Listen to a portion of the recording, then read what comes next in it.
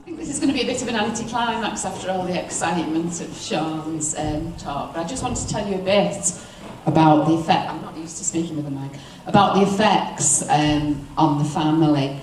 I mean, as I said before, I was very proud of Sean because he did well at school. He went on to sixth form and university, he got an honours degree, and he went off to America, became a very successful stockbroker, and I thought that he had his life sorted. You know, we thought that's wonderful, and we were so proud of him. We used to visit him every year and go in his swimming pool and think how great it was.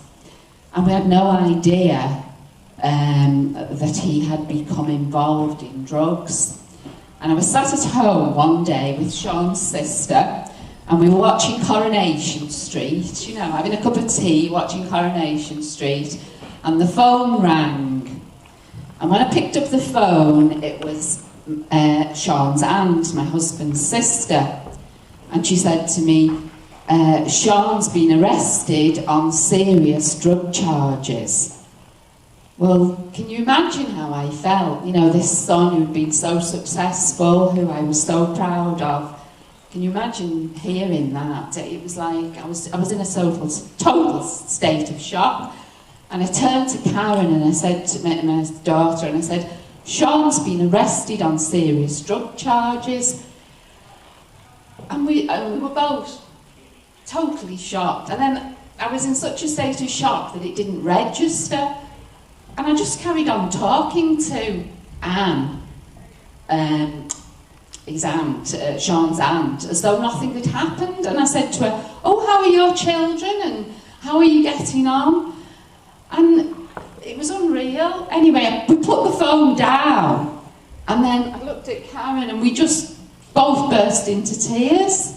It was because it just like a bolt out of the blue. So we thought, what are we going to do? You know what? Anyway, we waited for Sean's dad to come home, and we told him, and he was really upset and distressed, and he rang the prison, and we found out that it was true, that he had been arrested on these serious drugs charges.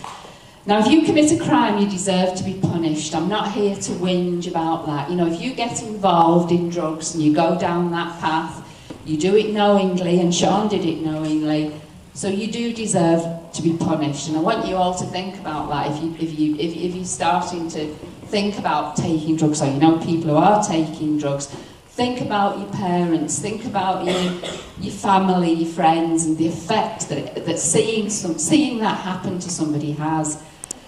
I was so ashamed. I know I was thinking of myself, but I was so ashamed of Sean. I didn't tell anybody. And I had my husband and my daughter sworn to secrecy. So I never even told my sister.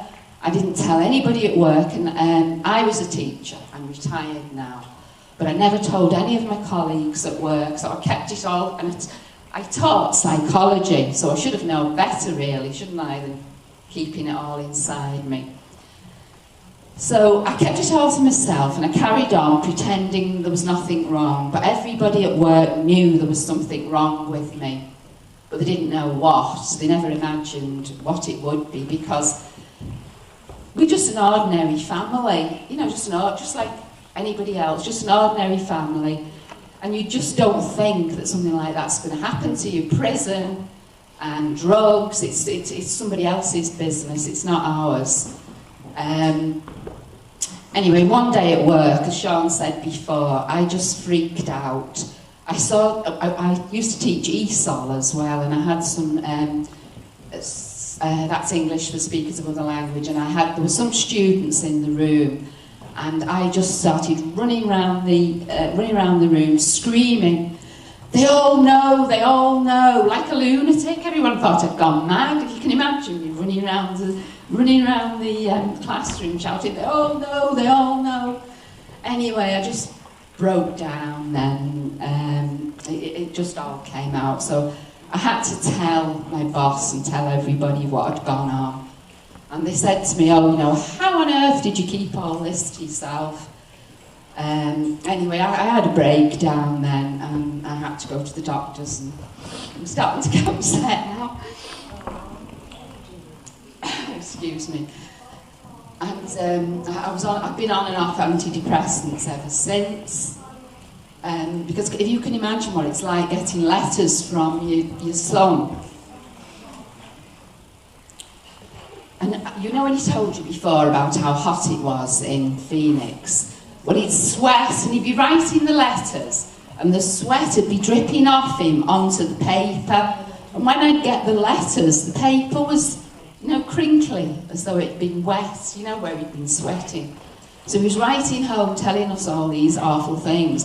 But he wasn't telling us everything, he was only telling us part of it. No, I only found out the worst things after. And there's nothing you can do, so it's really frustrating for a parent because you've no control, so there's nothing you can do. But anyway, we did everything we could do. With him being so far away, we visited him every year, and we paid for it. Fortunately, we were in a position to pay for a lawyer for him, a good lawyer. Because in America, if you haven't got a good lawyer, you're looking at, well, I don't think you ever get out.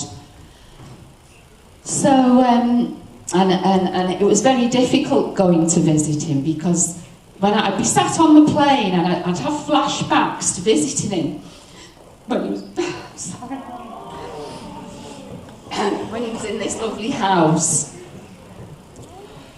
You know, visiting him when he was in this lovely house and he had everything. And there I was going to visit him in this terrible prison, in these terrible conditions, where he could be raped, attacked, murdered at any time. But anyway, we survived, so it's got a happy ending, hasn't it, the story, really, because he got out of prison and he used his time in prison to write and to read and to improve himself, and he did survive. Because he has a strong character, and he did survive it all. And since he's come home, I said I was very ashamed, and that's why I didn't tell anybody. I was so ashamed of him. But I'm very proud of him now because he's doing these talks. And if he can, and if his talk can affect you in any way and stops you when you see your friends or somebody trying to give you drugs, if you can remember Sean and say no, well, I'm very proud of him for that. It's all been worth it. Thank you for listening.